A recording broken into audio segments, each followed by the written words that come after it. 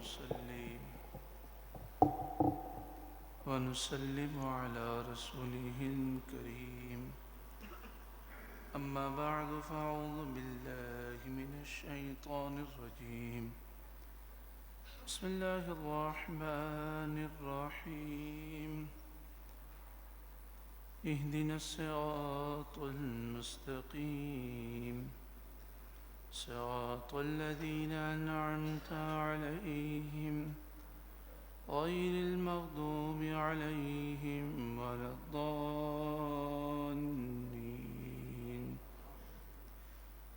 اللهم إنا نسألك العفو والعافية والمعافاة الدائمة في الدين والدنيا والآخرة.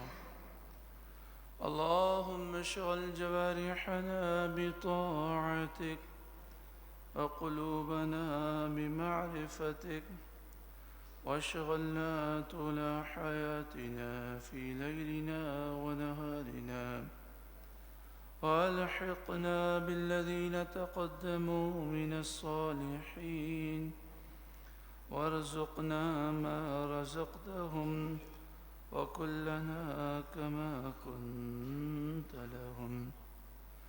اللهم ربنا آتنا في الدنيا حسنة وفي الآخرة حسنة وقنا عذاب النار. اللهم مقلب القلوب ثبت قلبي على دينك ثبت قلوبنا على دينك. اللهم ربنا يسر لنا أمورنا كلها في الدين والدنيا والآخرة. يا واجد يا ماجد لا تزل عني نعمة أنعمتها علي. اللهم ربنا هب لنا من أزواجنا وذرياتنا قرة أعين واجعلنا للمتقين إماما. آمين ثم آمين بجاه سيد المرسلين صلى الله عليه وآله وسلم. إن الله وملائكته يصلون على النبي يا أيها الذين آمنوا صلوا عليه وسلموا تسليما. اللهم صل على سيدنا ومولانا محمد بن عبد الله ما ضاق أمر الله وفرجه الله. اللهم صل على سيدنا محمد صاحب الخلق العظيم وعلى آله وصحبه وسلم صلاة وسلاما عليك يا سيدي يا سيدي يا سيدي يا مكي يا مدني يا رحمة للعالمين يا شفيع المذنبين يا خاتم النبيين يا سيد المرسلين يا نبي الله يا حبيب الله يا نور الله يا رسول الله. نويت سنة الاعتكاف لله تعالى. سورة المومنون کی آیت نمبر 93 ہے اور 18ویں پارے کا 6واں رکوع. اللہ رب العالمین نے ارشاد فرمایا قل ربی، اے محبوب آپ یوں عرض کریں اے میرے رب، اما ترینی ما یوعدون، اگر تو مجھے دکھائے جو انہیں وعدہ دیا جاتا ہے، ربی فلا تجعلنی فی القوم الظالمین، تو اے میرے رب مجھے ان ظالموں کافروں کے ساتھ عذاب میں شریک نہ کرنا۔ اس دعا میں یعنی مفہوم یہ ہے کہ یا اللہ جب کافروں پر ظالموں پر تیرا عذاب آئے تو ہمیں اس عذاب سے محفوظ فرما۔ بسا اوقات انسان ایسے کام کرتا ہے جن کاموں کی وجہ سے وہ بھی عذاب کا مستحق ہو جاتا ہے، اس لیے ہمیں اللہ تعالیٰ سے بار بار عافیت طلب کرنی چاہیے۔ دیکھیں، جب دنیا میں ظلم ہوتا ہے تو اس ظلم میں جو لوگ شریک ہوتے ہیں وہ بھی مجرم ہوتے ہیں، اور جو اس ظلم پر خوش ہوتے ہیں وہ بھی مجرم ہوتے ہیں، اور جو اس ظلم کو روک سکتے ہیں لیکن نہیں روکتے وہ بھی مجرم ہوتے ہیں، اور جو ظلم کے خلاف اپنی طاقت کے مطابق آواز بلند کر سکتے ہیں اور آواز بلند نہیں کرتے وہ بھی مجرم ہوتے ہیں۔ جب اللہ کا عذاب آتا ہے تو سب عذاب میں گرفتار ہوتے ہیں۔ حضرت امام حسین رضی اللہ تعالی عنہ آپ کے سامنے 22,000 اور دوسری روایت کے مطابق 40,000 کا لشکر تھا۔ جو یزیدی تھے جو امام حسین کے مقابلے میں کربلا کے میدان میں آئے، ان کی تعداد تھی 40,000، لیکن محدثین لکھتے ہیں، مفسرین لکھتے ہیں، علماء لکھتے ہیں کہ امام حسین کے اس واقعے کے بعد اللہ کا عذاب آیا 6 لاکھ افراد پر۔ تو اس پر انہوں نے سوال اٹھایا، یعنی 6 لاکھ افراد ایسے تھے کہ جو بہت بری بری بیماریوں میں مبتلا ہوئے اور بڑے ذلیل اور رسوا ہو کر مرے، بڑا عبرتناک ان کا انجام ہوا۔ تو یہاں پر سوال اٹھایا کہ جب امام حسین کے مقابلے میں یزیدی تھے 40,000، تو واقع کربلا کے بعد جو عذاب آیا اس میں 6 لاکھ افراد کیسے مبتلا ہوئے؟ تو اس کا جواب یہ دیا گیا کہ یہ وہ تھے جنہوں نے یہ سوچا کہ کاش ہم بھی میدان کربلا میں ہوتے، تو یزید جو 40,000 کو انعام دے رہا ہے ہمیں بھی انعام دے دیتا۔ یعنی ظلم پر وہ خوش ہوئے، ظلم پر انہیں افسوس نہیں ہوا، ظلم کے خلاف انہوں نے آواز بلند نہیں کی، تو اس کا نتیجہ یہ ہوا کہ وہ بھی اللہ کے عذاب میں مبتلا ہو گئے۔ تو ہمیشہ یاد رکھیں کہ ظلم چھوٹا ہو کہ بڑا ہو، کبھی بھی ظلم کا ساتھ نہ دیں، ظالم کا ساتھ نہ دیں۔ آپ کے خاندان میں، آپ کے گھر میں، آپ کے رشتہ داروں میں کوئی اگر کسی پہ ظلم کر رہا ہے، ظلم صرف یہی نہیں ہوتا کہ آپ جو ہے کسی کو ماریں، زبان سے بھی ظلم ہوتا ہے۔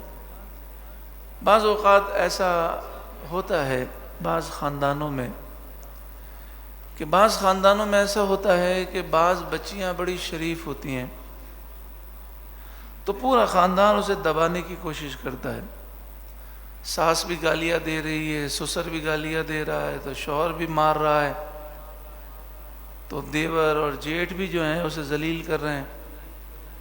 تو ایسے موقع پر اگر آپ ایسا ماحول دیکھیں تو آپ کو رشتہ داروں کی پرواہ نہیں کرنی چاہیے، آپ کو صاف اور واضح یہ کہنا چاہیے کہ آپ ظالم ہیں، آپ ظلم کر رہے ہیں، ہم ظلم میں آپ کا ساتھ نہیں دیں گے۔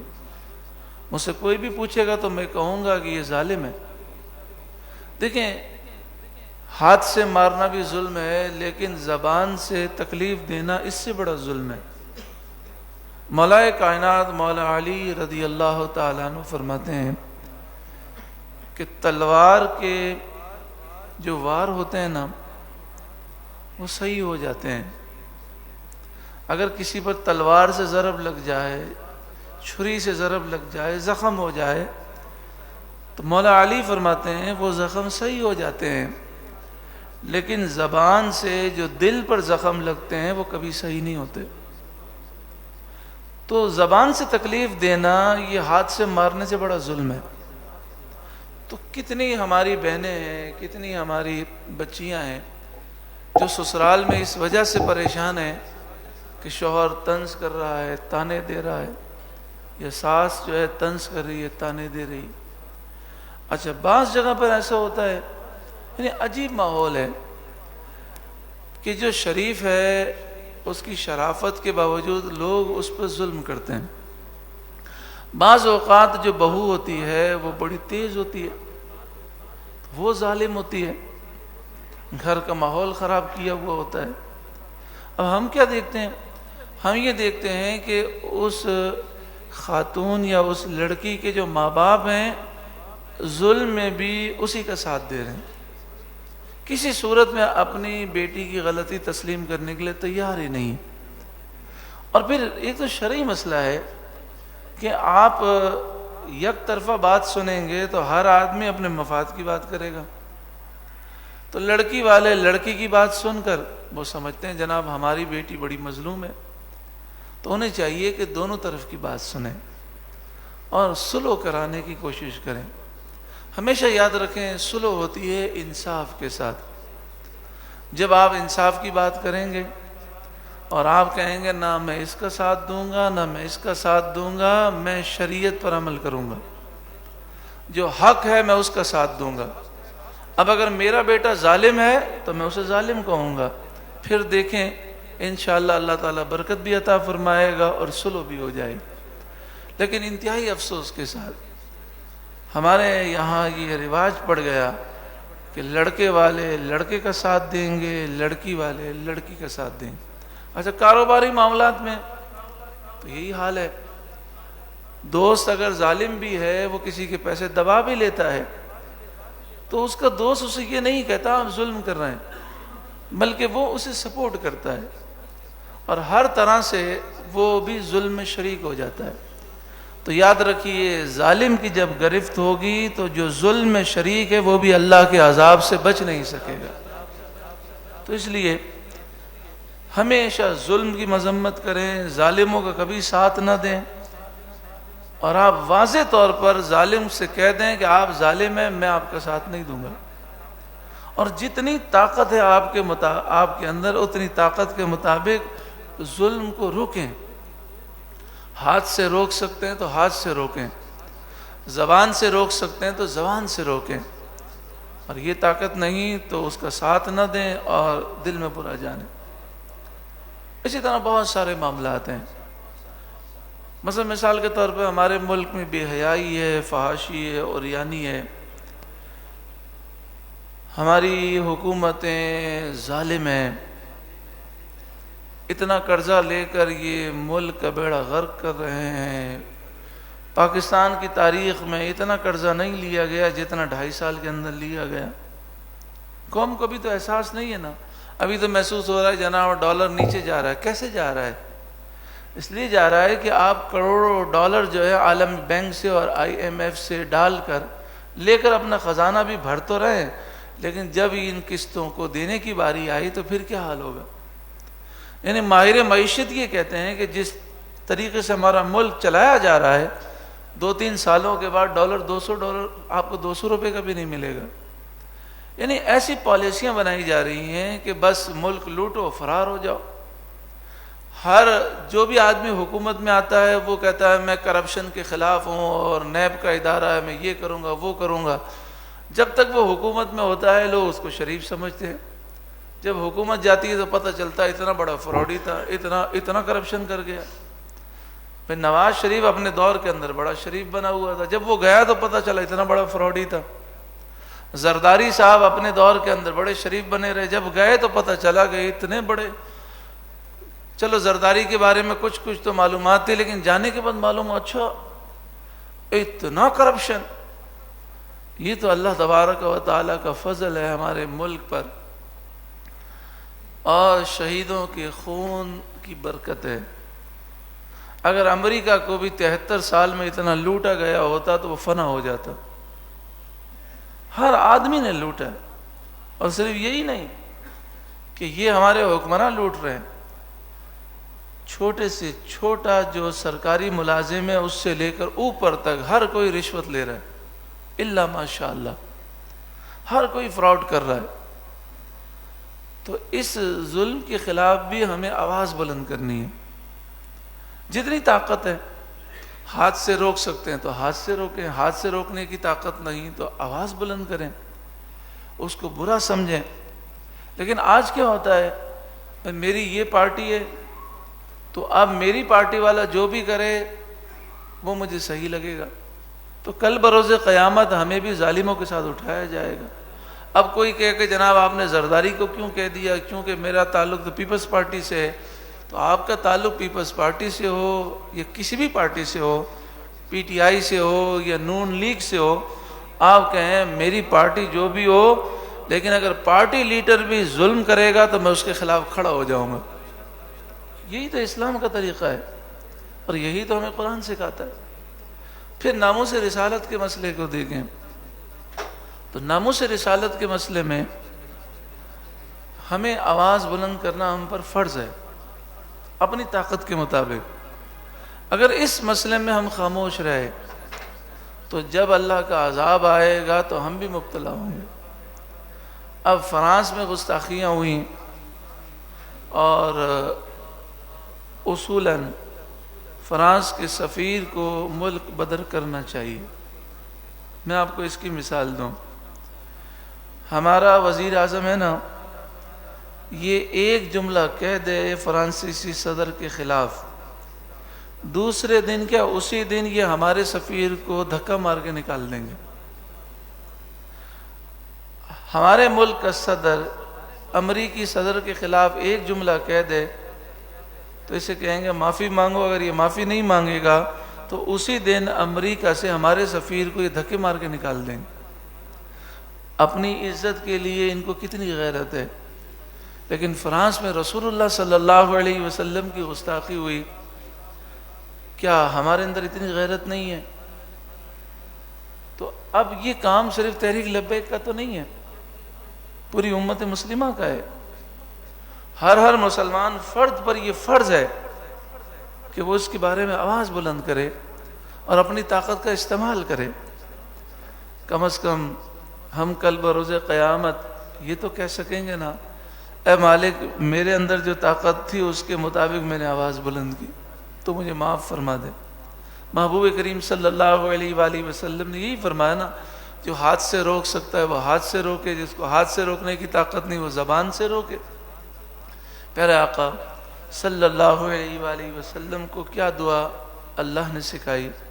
قل ربی، اے میرے محبوب آپ یوں دعا کریں، اے میرے رب، اما ترینی ما یوعدون، اگر تو مجھے دکھائے وہ عذاب جو عذاب کا وعدہ کافروں سے کیا گیا ہے، یعنی کافروں پر ظالموں پر اے اللہ تیرا غضب جب آئے، ربی فلا تجعلنی فی القوم الظالمین، اے میرے رب مجھے ان ظالموں کے ساتھ عذاب میں شریک نہ کرنا۔ یعنی یہ ہمارے لیے تعلیم ہے، ہم ظالموں کے ساتھ شریک کب نہیں ہوں گے؟ جب ظالموں کے خلاف کھڑے ہوں گے۔ اگر کسی لحاظ سے بھی ہم نے ظالموں کا ساتھ دیا تو جب عذاب آئے گا تو ہم پر بھی آئے گا۔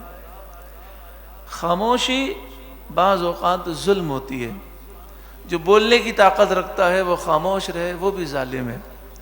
یہاں تک کہ آپ نے ابھی سنا کہ امام حسین رضی اللہ تعالیٰ عنہ کے مقابلے میں جو لوگ کھڑے ہوئے تھے ان کی تعداد 40,000 تھی، لیکن عذاب 6 لاکھ پر آیا، کیونکہ یہ وہ لوگ تھے جو خوش ہو رہے تھے اور ساتھ میں یہ بھی افسوس کر رہے تھے کاش ہم بھی میدان کربلا میں ہوتے تو یزید ہمیں بھی انعام دیتا۔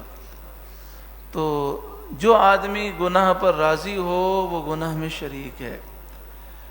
آگے آئیے اس رکوع میں اللہ تعالیٰ نے کیا فرمایا، وَإِنَّا عَلَىٰ أَن نُرِيَكَ مَا نَعِدُهُمْ لَقَادِرُونَ، بے شک ہم قادر ہیں کہ اے محبوب آپ کو دکھا دیں وہ عذاب جس کا ان کافروں کو ہم وعدہ دے رکھے ہیں۔ یعنی کافروں پر وہ عذاب آ جائے، اللہ فرماتا ہے ہم وہ عذاب دینے پر قادر ہیں، لیکن کافروں کو ایک وقت تک مہلت دی گئی، پھر اللہ کا عذاب آئے گا۔ ادفع باللتی ہی احسن سیئہ، سب سے اچھی بھلائی نیکی سے برائی کو دفع کرو۔ نحن اعلم بما یصفون، ہم جانتے ہیں ان لوگوں کو جو اللہ اور اس کے رسول کے بارے میں جھوٹی باتیں گڑتے ہیں۔ وَقُلْ رَبِّ أَعُوذُ بِكَ مِنْ ہَمَزَاتِ الشَّيَاطِينِ، اے محبوب آپ عرض کریں اے میرے رب میں پناہ مانگتا ہوں تیری شیاطین کے وسوسوں سے۔ وَأَعُوذُ بِكَ رَبِّ أَن يَحْضُرُونِ، اور میں پناہ مانگتا ہوں تیری اے میرے رب اس وقت سے جب شیاطین مجھے وسوسہ دینے کے لیے آئیں۔ یعنی یہ نبی کریم صلی اللہ علیہ وآلہ وسلم کے ذریعے ہمیں تعلیم دی گئی کہ ہم یہ دعا مانگیں۔ بعض ہمارے جو احباب ہیں وہ بس اوقات یہ کہتے ہیں کہ شیاطین کے وسوسے بہت آتے ہیں، یا ہم نیک بننا چاہتے ہیں لیکن شیطان گمراہ کر دیتا ہے، تو اس کے لیے دو وظیفے وہ اپنائیں۔ ایک تو یہ کہ 10 مرتبہ اعوذ باللہ من الشیطان الرجیم پڑھیں، اور دوسرا یہ جو آیات ہیں اس کا ورد کریں کم از کم 3 دفعہ۔ سورۃ المومنون کی آیت نمبر 97 اور 98، 97 اور 98۔ نبی کریم صلی اللہ علیہ وآلہ وسلم نے ہمیں ایک اور دعا سکھائی، اور وہ دعا یہ ہے اعوذ بکلمات اللہ التامات من غضبہ وعقابہ وشر عبادہ ومن ہمزات الشیاطین وان یحضرون۔ اس دعا کی برکت یہ ہے کہ صبح و شام اگر 3 مرتبہ پڑھ لیں تو انشاءاللہ تعالی اللہ کے غضب سے محفوظ رہیں گے، اللہ کے عذاب سے محفوظ رہیں گے، اور کوئی آدمی آپ کو نقصان نہیں پہنچا سکے گا، اور شیاطین کے وسوسوں سے بھی محفوظ رہیں گے۔ عقید جہاں صلی اللہ علیہ وآلہ وسلم نے جب یہ دعا تعلیم فرمائی، اور خاص طور پر آپ نے فرمایا جب کوئی برا خواب دیکھ لے تو اٹھ کر یہ دعا پڑھ لے تو وہ خواب اسے نقصان نہیں دے گا۔ تو حضرت عبداللہ بن عمر رضی اللہ تعالی عنہما یہ دعا اپنے بچوں کو سکھاتے ہیں۔ جو بچے یہ دعا پڑھ لیتے سیکھ لیتے تو ٹھیک ہے، جو چھوٹے بچے ہوتے ان کے گلے میں وہ تعویذ بنا کر لٹکا دیتے۔ وہ دعا پھر سماعت کیجیے اور آمین کہیے۔ اعوذ بکلمات اللہ التامات من غضبہ وعقابہ وشر عبادہ ومن ہمزات الشیاطین وان یحضرون۔ اللہ تبارک و تعالی اس دعا کی برکت سے ہمیں ہر قسم کے عذاب سے اور ہر قسم کی پریشانیوں سے محفوظ فرمائے۔ اے کریم مالک و مولا پروردگار، ہمارے ملک کی حفاظت فرما۔ یا اللہ ہمارے ملک کو لٹیروں، چوروں، ڈاکوں، دہشت گردوں اور کرپشن کرنے والوں سے پاک فرما۔ یا اللہ ہمارے ملک کو اچھے حکمراں نصیب فرما۔ یا اللہ ہمیں بھی اچھا بنا۔ یا اللہ ہمارے ملک میں نظام مصطفیٰ نصیب فرما۔ یا اللہ ہمارے ملک کو اسلام کا قلعہ بنا۔ یا اللہ ہمارے ملک پاکستان کو ترقی عروج عطا فرما، اندرونی بیرونی خطرات سے محفوظ فرما۔ یا اللہ جو پاکستان کے اور اسلام کے دشمن ہیں انہیں عبرت کا نشان بنا۔ یا اللہ جو پاکستان سے اسلام سے مخلص ہیں انہیں عروج اور کامیابی نصیب فرما۔ یا اللہ ہمیں ناموس رسالت کا محافظ بنا، عقیدہ ختم نبوت کا محافظ بنا۔ یا اللہ ہمیں ظلم کے خلاف آواز بلند کرنے والا بنا۔ یا اللہ ہمیں ظالموں کا ساتھ دینے سے بچا۔ یا اللہ ہمیں بھی ظلم کرنے سے محفوظ فرما۔ آمین ثم آمین بجاہ سید المرسلین صلی اللہ علیہ وآلہ وسلم.